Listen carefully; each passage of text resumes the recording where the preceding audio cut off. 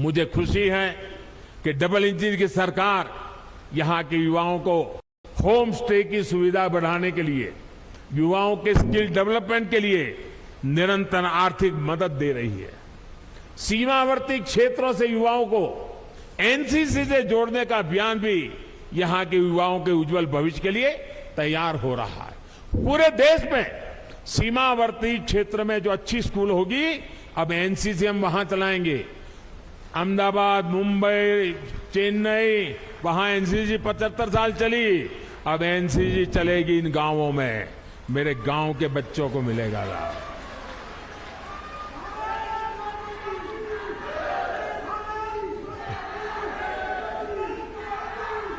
साथियों, हमारे पहाड़ के लोगों की सबसे बड़ी चुनौती रहती है कनेक्टिविटी। कनेक्टिविटी ना हो तो पहाड़ पर जीवन वाकई पहाड़ जैसा हो जाता है। हमारी डबल इंजन की सरकार इस चुनौती का भी समाधान कर रही है। आज उत्तराखंड को मल्टी मॉडल कनेक्टिविटी प्रदान करने के लिए हर साधन पर काम किया जा रहा है। हिमालय की हरी भरी पहाड़ियां पर रेलगाड़ी की आवाज उत्तराखंड के विकास की एक नई गाथा लिखेगी। देहरादून एयरपोर्ट भी अब नए अवतार में सेवा दे रहा है। अभी मैं हिमाचल प्रदेश गया था, वहां मैंने वंदे भारत ट्रेन शुरू की और मुझे कईयों ने बताया कि हमारे यहां 2-2 पीढ़ी पहले की जो उम्र के लोग हैं, ऐसे गांवों में, हर गांव में लोग हैं जिन्होंने अभी तक रेल नहीं देखी है, और आप हमारे हिमाचल में वंदे भारत ट्रेन ले आए। वंदे भारत ट्रेन तो अभी तो एक स्टेशन पहुंची है, लेकिन पूरे हिमाचल और पहाड़ के लोगों के लिए बहुत बड़ा तोहफा है। वो दिन मैं उत्तराखंड में भी देखना चाहता हूं भाई। आज चाहे हिमाचल से उत्तराखंड आना हो या फिर दिल्ली और यूपी से उत्तराखंड आना जाना, 4 लेन हाईवे और एक्सप्रेसवे जल्दी आपका स्वागत करने वाले हैं।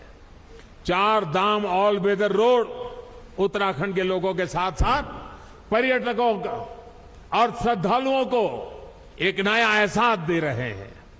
अब हर कोई पर्यटक जो दूसरे राज्यों से उत्तराखंड आ रहा है, वो यहां से यात्रा का अद्भुत अनुभव लेकर जाता है। दिल्ली देहरादून इकोनॉमिक कॉरिडोर से दिल्ली देहरादून की दूरी तो कम होगी, इससे उत्तराखंड के उद्योगों को भी बढ़ावा मिलेगा। भाई और बहनों, आधुनिक कनेक्टिविटी राष्ट्र रक्षा की भी गारंटी होती है। इसलिए बीते 8 सालों से हम इस दिशा में एक के बाद एक कदम उठा रहे हैं। कुछ साल पहले हमने कनेक्टिविटी की 2 बड़ी योजनाएं शुरू की थी, एक भारतमाला, दूसरी सागरमाला। भारतमाला के तहत देश के सीमावर्ती क्षेत्रों को बेहतरीन और चौड़े हाईवे से जोड़ा जा रहा है। सागरमाला से अपने सागर तटों की कनेक्टिविटी को सशक्त किया जा रहा है।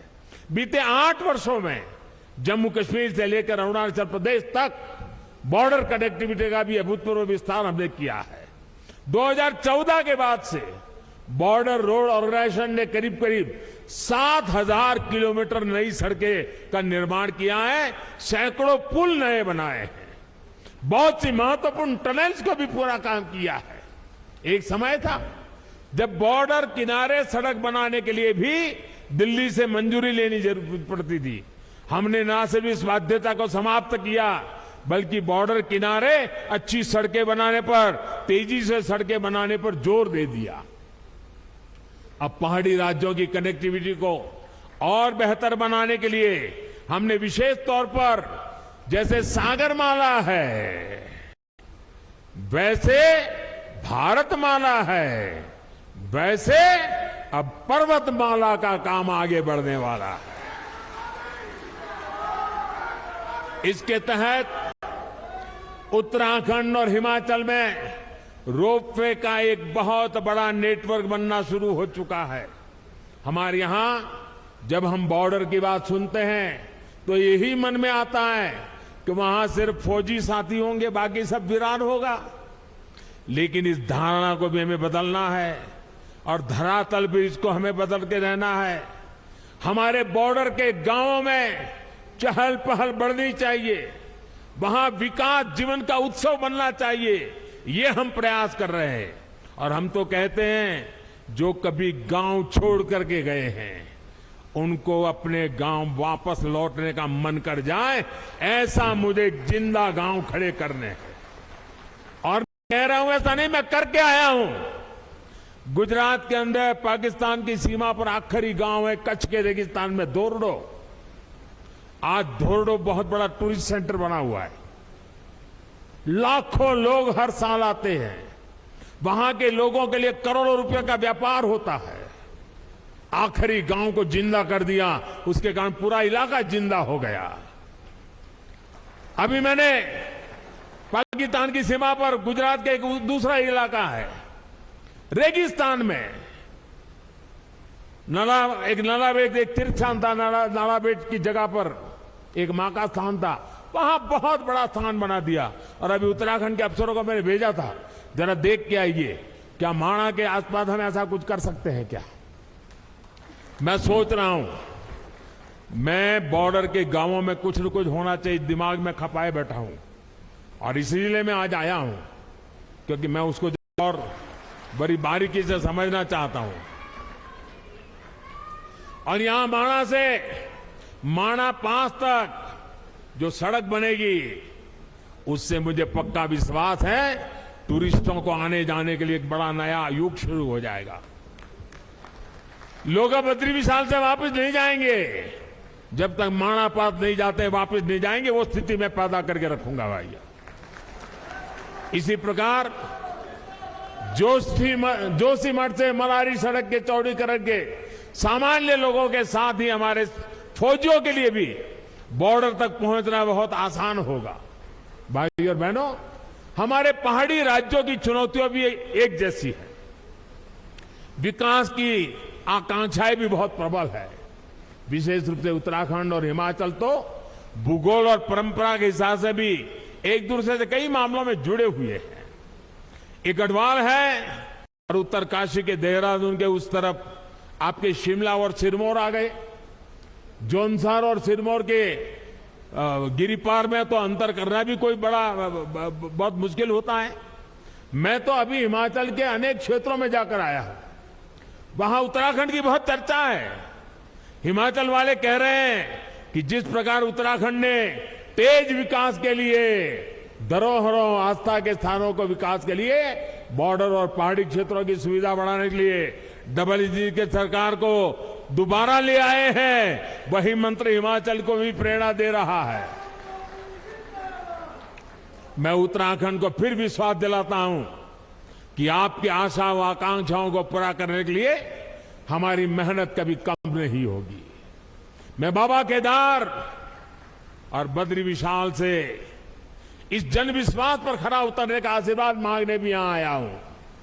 एक बार फिर विकास के लिए, विकास की परियोजनाओं के लिए मैं आप सबको बहुत बहुत बधाई देता हूं।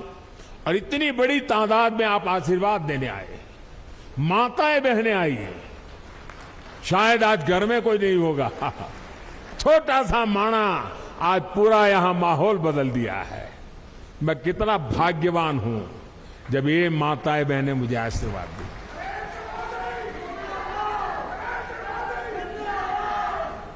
आज सचमुच मेरा जीवन धन्य हो गया है।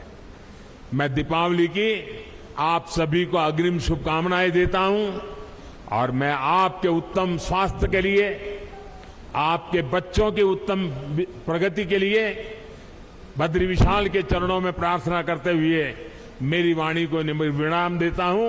मेरे साथ पूरी ताकत से बोलिए, भारत माता की, भारत माता की, भारत माता की जय बद्री विशाल, जय बद्री विशाल, जय बद्री विशाल, जय बाबा केदार, जय बाबा केदार, जय बाबा केदार।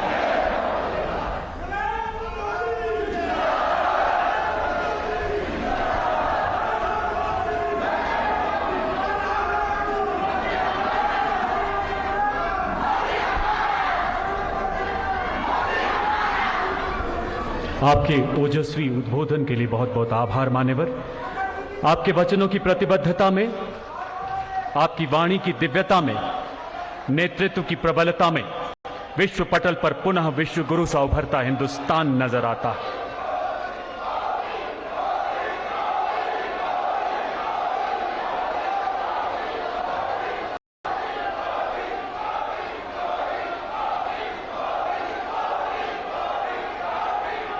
आइए पुनः हाथ ऊपर करके तालियों के जयघोष से धन्यवाद करें हमारे यशस्वी प्रधानमंत्री महोदय का।